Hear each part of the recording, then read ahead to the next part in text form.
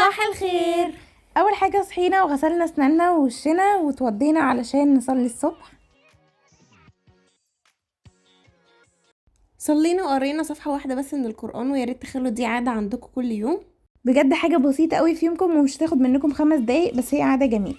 دلوقتي بقى بنحضر الفطار، وهو فطار لذيذ وخفيف، وهو توست وعليه جبنه كريمي. بجد ده من اكتر الحاجات اللي احنا بنحب نفطر بيها. طب جماعه انا هشاهدكم، استني بس دي مين اللي يعني ايه ده؟ مش احنا اللي هناكلها ايه كل دي؟ قطعي رفيع يا حبيبتي شويه عشان نخلص بقى، انا عايزه اكل. هنا بقى كانت خناقه الخيار بيتقطع ارفع من كده ولا اسمك من كده، بس الحمد لله كلناه يعني. صباح الخير. طبعا دلوقتي انا مبسوطه جدا ان احنا بنفطر. ليه؟ لان هبه اصلا مش من الناس اللي بتحب الفطار. لا بس فطار خفيف اهوت ولذيذ. انا بحب الفطار المصري بصراحه، بس انا انا تصحى الصبح عايزه شكشوكه.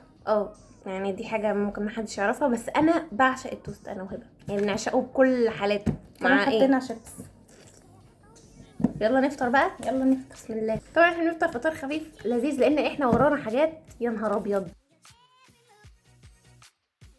بما ان الحمد لله الامتحانات خلصت، الحمد لله يا رب. الحمد لله. فطبعا الاوضه مبهدله، الكتب لسه على الرف، ما تسالوناش ليه، لان احنا ما كناش قادرين ان احنا كنا نشيلها. نايمين بصراحه. احنا نفسنا شكلنا يعني بهتان، فبرضه محتاجين نعمل سكين كير.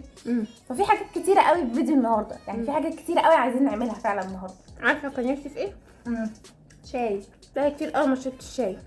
الناس ممكن تستغرب ان بقالنا كتير ما شربناش شاي، لان الناس وهي بتذاكر اكتر حاجه بتشربها الشاي. انا وهبه مستحيل يجي في دماغنا اللي هو عشان اعرف اذاكر مثلا لازم نسكافيه او قهوه او شاي. لا انا وهبه ما بنشربش الحاجات دي خالص، بس يعني ممكن نشربها لغرض المتعه عادي، زي اي مشروب. اللي عايز يذاكر ويركز يشرب ميه. يلا بلاش السيره دي بقى. دلوقتي احنا الحمد لله خلصنا فطار، فيلا بينا بقى نقوم نشوف ورانا ايه. وانتوا كمان هتقوموا. هو انتوا فاكرين ان احنا بس اللي قايمين؟ كمان انتوا تقوموا ترتبوا اوضتكم وتشوفوا حالكم، بس بعد ما تشوفوا حالنا احنا الاول يعني تشوفوا احنا هنعمل ايه، تعلموا مننا تقوموا تعملوا. ماشي؟ اوعى حد يفضل قاعد بعد الفيديو ده. عارفين لو ما لقيتش الكومنتات كلها ان احنا ادينا لكم، دول والنبي بيخوفوني ان احنا ادينا لكم طاقه ايجابيه ان انتوا تقوموا وتتحمسوا. يلا بينا. يلا. اول حاجه صلينا الظهر لانه كان اذن علشان نبتدي بقى ان احنا نرتب الاوضه. بس قبل اي حاجه كتبنا تو دو ليست بالحاجات اللي احنا عايزين نعملها طول اليوم علشان ما نكسلش ونكون عارفين احنا ورانا ايه. فاحنا كنا عايزين نرتب الاوضه ونعمل سكين كير وكمان نشيل الكتب بتاعتنا، فكتبنا الحاجات دي كلها عشان ما ننساش ولا حاجه. دلوقتي بقى اهم فقره في الاوضه وان احنا نرتب الرفوف، لان الرفوف هي اللي مليانه كتب، فبمجرد ما نشيل الكتب احنا كده خدنا الاجازه.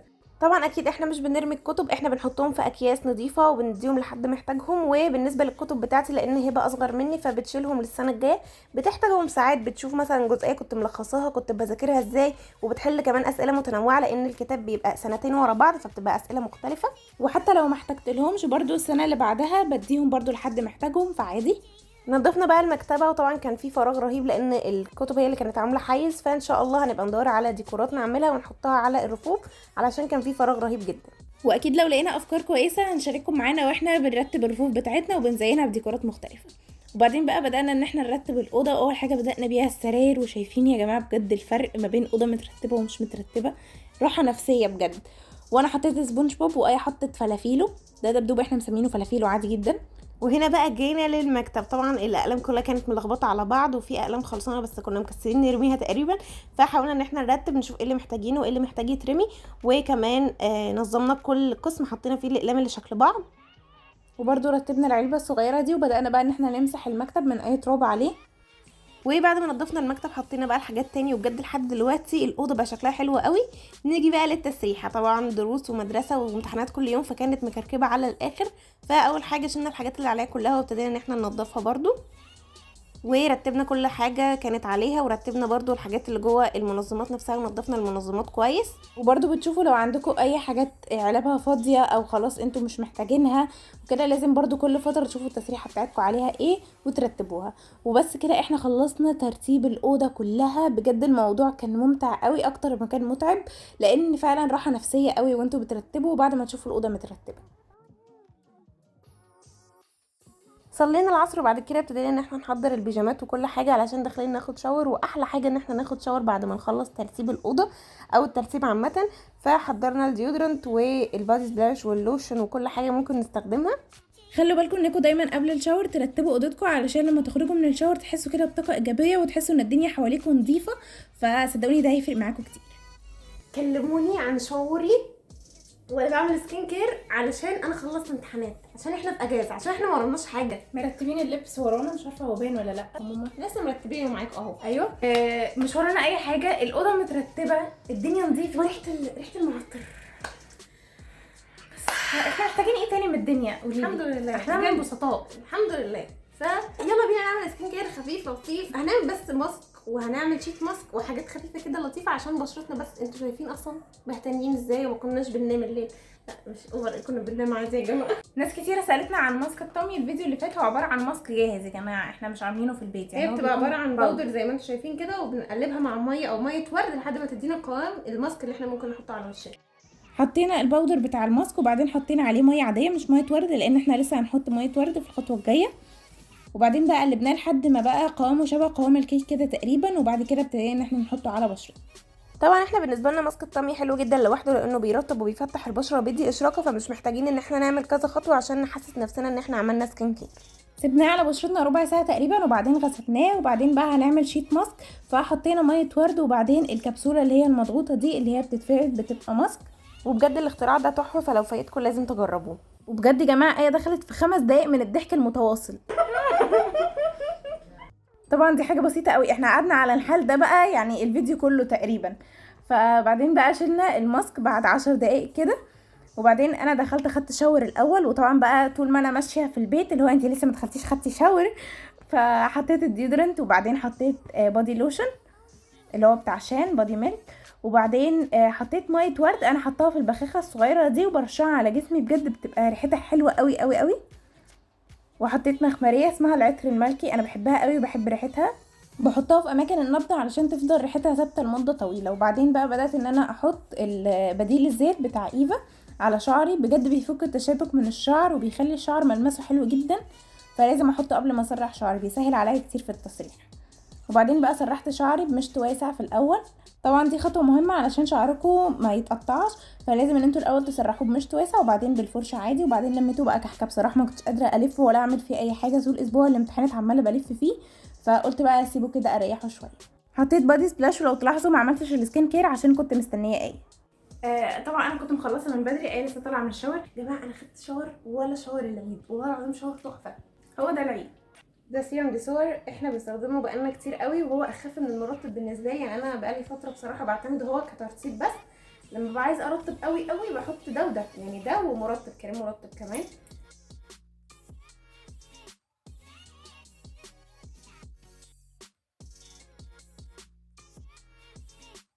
بيسيب لمعه طبيعيه قوي في البشره، يعني مش اللمعه اللي هي اللي تضايقكم او تحسسكم ان انتوا وشكم دهني.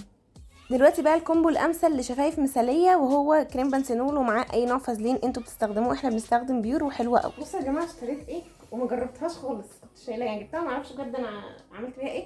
دي المفروض ان هي بتنشف لكم شعركم، فانا هعمله كده علشان هي مش هتدخل في راسي غير لما اعمل شعري كده. طبعا ايه عملت شعرها التسريحه الغريبه دي، بس الحمد لله دخلت في شعرها. بصوا هي المفروض بقى كده ان هي بتنشف الشعر، والله العظيم بتضيف الراس. طبعا انا اصلا مخلصه من بدري بس كنت مستنياها عشان نحط سيرم مع بعض. سبحان الله، بستنى نحط السيرم مع بعض، معرفش ليه، يعني مش فاهمه ليه ما حطيتش انا سيرم. ايه شعرها ينشف وتسرحه ونروح نتغدى عشان انا جوعت، وكل ده برضو قاعدين مستنيينها وانا جعانه. ممكن تخلصي بسرعه عشان انا جعانه؟ وطيتي عسل قمر. فايه هتسرح شعرها ونروح نتغدى. هو انتي بتشيلي دراعي ليه؟ انا مش فاهمه. انا لسه واخده شاور. على فكره انتي واخده شاور مثلا من نص ساعه، انما انا دلوقتي انضف منك درجه، فما تحطيش ايدك على فكره في كل الفيديوهات انا بلاحظ يا جماعه الحركه دي، انا اجي اعمل لها كده تقولي اوعي. هو ايه اللي اوعي؟ انا انضف منك درجه دلوقتي. اي شاهد ايه وهي جايه تتلزق فيا. والله العظيم والله العظيم اول ما قفلت الفيديو رحت عملت لها كده، وانا فتحت الفيديو على طول عشان لا بقى الفيديو. شايفين؟ يعني هي بتتلزق فيا مش انا بس اللي بروح اتلزق فيها، وانا بقى هروح اعمل لك كده برضه انا انضف درجه. اتغدينا بقى، كنا عاملين رز اصفر وستريبس وبطاطس، وكنا عاملين سمبوسه انا اللي كنت عاملاها احياء لذكرى رمضان. وطبعا احنا بنتغدى مع اسرتنا، بس احنا بنصور لكم نفسنا بس، لكن كلنا بنبقى قاعدين مع بعض عادي. بعد الغداء قعدنا على الموبايل شويه وشويه كتير بصراحه، وبعدين بقى قلنا نلعب شطرنج شويه مع بعض، فبدانا ان احنا نلعب شطرنج. وطبعا كان جيم هادي وما كانش فيه اي مشاكل ولا خناقات ولا اي حاجه. على فكره كان ممكن اقف معلش السؤال ده غالي، معلش انا ممكن كنت ارفض، معلش اصل ده انا غالي. كنت ممكن ارفض. مش والنبي معلش. الالعاب الدوليه ما بيغيروش حركات، يعني احنا قاعدين في مسابقه شطرنج دوليه دلوقتي، انت لسه جايه تعملي لا لا لا لا لا كده. ايه بقى، احنا لعب عيال بقى ولا ايه؟ بس هو تفكير ما نلعبش. ما تلعبيش مع حد افقه الذهنيه اعلى منك، يا زيك يا طب يا زيك يكون اوطى سنه. العبي مع اطفال. تخيلي لو كسبتك بعد كل اللي انت عماله تعمليه ده. طبعا كل ده علشان انا كنت هلعب حاجه وبعدين ادركت عواقبها فتراجعت عن كلامي. انت عبيطه قوي. ايه اللي حصل؟ انت اصلا كنت واقفه هنا، رحت رايحه واقفه هنا، ما هي هياها. مين اللي كسب؟ اوعي ايدك. مين اللي كسب؟ يا بتاعت افق الذكاء والعبي مع اطفال. مين اللي كسب؟ انا بس ما خدتش، انا عايزه انام. قولي مين اللي كسب. انت. صلينا المغرب وبعد كده بدأنا ان احنا نحضر في العشاء. قد يبدو ان هو لسه بدري على العشاء او ان احنا بنتعشى بدري، بس احنا بناخد وقت شويه في تحضير العشاء لان بنحضره بمزاج قوي يعني. فالعشاء كان سندوتشات بطاطس سوري، فحطيت توميه وحطيت صوص جبنه والبطاطس وكرنب متقطع صغير وتوابل بطاطس ومعاهم كاتشب، وبقفل السندوتش على كده. وطبعا بنشوحه على طاسه او على جريل علشان الساندوتش يمسك في بعضه. وكمان عملنا اندومي، وكان شغال فيلم السفيرة عزيزة واحنا بنحبه قوي، وكمان كان شغال من اوله فقعدنا واتفرجنا عليه واحنا بناكل.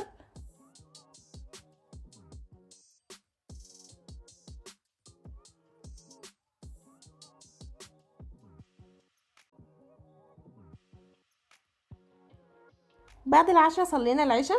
فضلنا بقى نفكر ممكن نعمل ايه تاني، لان ان احنا كنا كاتبين ان احنا كنا عايزين نلون او نرسم النهارده، بس طبعا ما كانش فيه بقى يعني طاقه اننا نرسم، فقلنا نلون اسهل. ففي الكراسه دي كراسه تلوين فيها زخرفات كده جميله قوي، فاحنا لونا البومه دي. واحنا بنلون رسمه واحده بس مع بعض، لان احنا لو لونا اتنين ولا دي هتخلص ولا دي هتخلص، فبنحاول ان احنا نخلص واحده واحده عشان نخلص الكراسه كلها. وعلشان يطلع رسمه شكلها حلو بنحاول نلون كل الاشكال اللي شبه بعض بنفس اللون. يعني مثلا الورده دي كانت شبه الورده دي فلونا الاتنين بالاحمر، والورد ده كان شبه بعضه برضه فلوناه اورنج، وهكذا بقى في الرسمه كلها. ولو عايزين كراسه زي دي هتلاقوها عادي في المكتبه وسعرها 30 جنيه. اخر حاجه بنعملها في يومنا هي ان احنا بنخطط في البلانر، فبنكتب الحاجات اللي هي اوريدي مكتوبه في البلانر. انا كنت عامله لكم فيديو كامل اصلا عنه، مش شرط خالص ان احنا نبتدي نعمل بلانر من اول السنه، واغلب اللي في البلانر بيكون تخطيط لفيديوهات جايه ان شاء الله. ابتدينا بقى نجهز السرير ونجهز نفسنا علشان احنا دلوقتي هنروح ننام. فايوه احنا لسه بنحط الغطا قبل ما ننام، ومع ان الجو حر جدا جدا بس احنا دي عاده عندنا لازم نستغطى قبل ما ننام. وبس كده، ده كان فيديو النهارده، نتمنى يكون عجبكم. لو عجبكم ما تنسوش تشتركوا في القناه وتفعلوا الجرس وتحطوا لايك للفيديو، وبس باي.